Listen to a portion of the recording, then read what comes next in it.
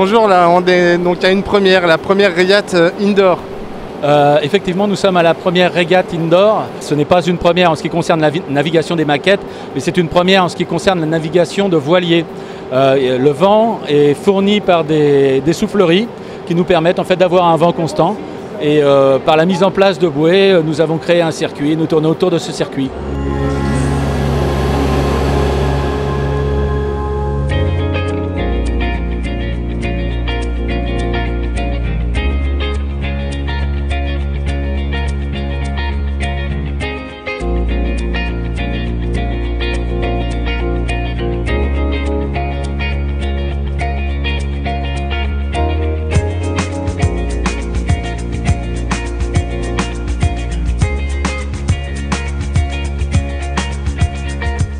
On retrouve tout type de bateaux, enfin de modélisme aujourd'hui.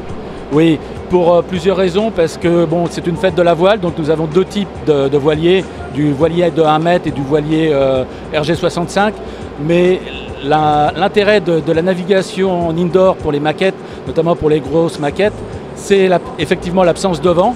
Et ça nous permet également de faire naviguer des bateaux de type sous-marin.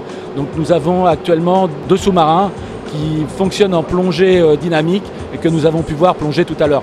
C'est vraiment quelque chose de très spectaculaire de voir ce type de bateau fonctionner et justement avec la clarté de l'eau de la piscine de pouvoir vraiment les voir évoluer dans leur milieu.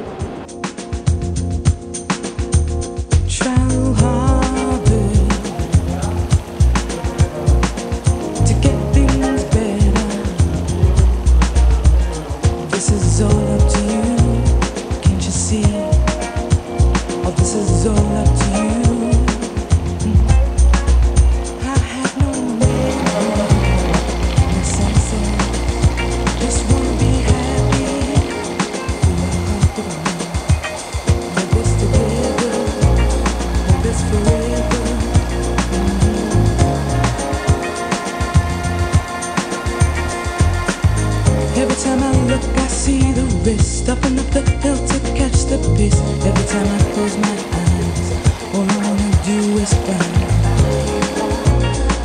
I need you to open up your minds. Can't you see? Love anybody you want. Love anybody.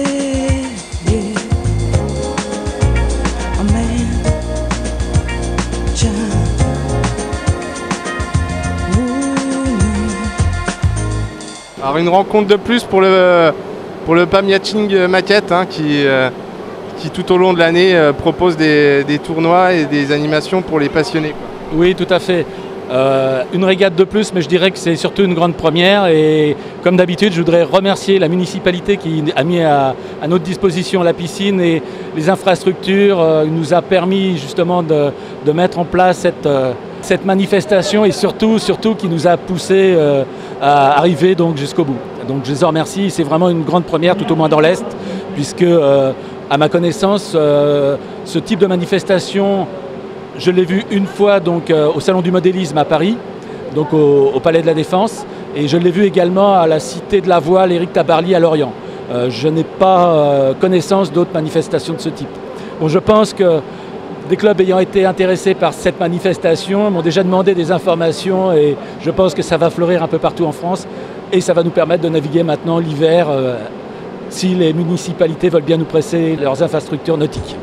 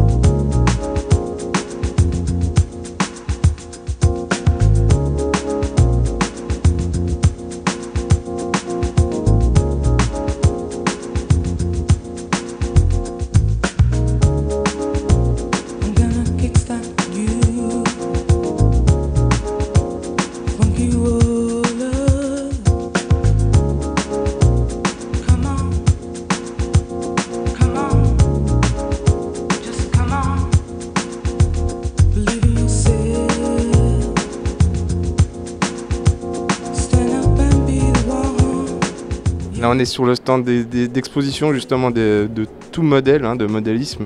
Et en particulier avec une chose assez étrange, un signe. Oui, alors j'étais pris par tout ce qui était des volatiles. Donc au départ, j'avais commencé la famille des canards, hein, le mâle et la femelle. Après, j'ai eu l'oirilleuse. Et puis ma dernière acquisition, c'est le cygne. En plus, il y a la tête qui tourne d'origine. Donc là, dans le futur, ça va être radiocommandé, hein, au niveau de la tête. Et puis ensuite, eh ben, il suffisait que je coupe le lest, comme tous les autres volatiles. Et puis après, j'ai mis toute l'électronique, le moteur, le variateur, les servos. Et puis ça marche très bien, mais ça marche même tellement bien, c'est que lorsqu'on va dans un plan d'eau où il y a des cygnes, des canards, des oies, eh ben, tout le monde vient se rassembler autour du modèle radiocommandé. Voilà, donc ça marche vraiment parfaitement bien. C'est une belle passion pour vous, le modélisme. Ah oui, oh oui, je suis tombé dedans, j'avais quel âge, je sais pas, 8 ans, quelque chose comme ça. Donc c'était sur la région parisienne. Alors au départ, j'étais tout ce qui était avion planeur. Et puis quand je suis venu dans les Vosges, donc là j'ai créé mon club au niveau des Vosges, hein, le Bunnyville Model Club. Et puis la plupart des membres faisant tout ce qui est navigant, j'ai fait du navigant avec eux, voilà. Et puis là après, je suis devenu responsable pour les parcours maquettes au niveau de l'UFOLEP. Et puis voilà, c'est l'engrenage.